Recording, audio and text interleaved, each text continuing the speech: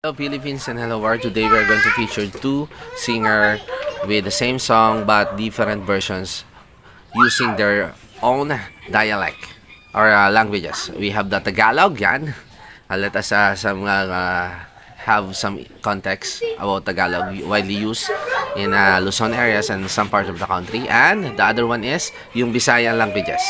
Widely used, syempre, sa Visayas area and some part of the country na medyo kalat-kalat naman talaga yung mga mga kababayan natin using those languages. And of course, I hopefully have your comment after these videos. And of course, credit to the owner of the videos. Thank you very much. Hopefully, magustuhan niyo po yung kanilang version. Ngayong wala na tayo, masaya ka sana. Kahit na masakit, ika'y pinapalaya. Mga alaala, di malilimutan. Palagi ka sa aking isipan. Kahit niloko mo ko at ako'y nasaktan, ibibigay pa rin aking kapatawaran. Ngunit mahal paalam, kailangan kang bitawan. Dahil alam ko na paulit-ulit lang sa'yong masasaktan. Amigong mga tunay ba'y kumusta sila?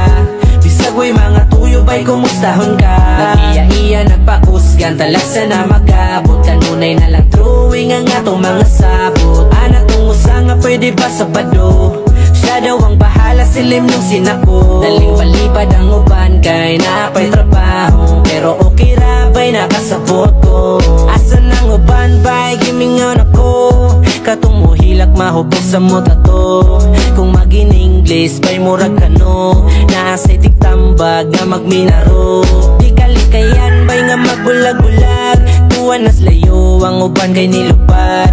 Naay na si Manggay tungod nagpasagad. Wata mo kalinti ba'y sukad-sukad.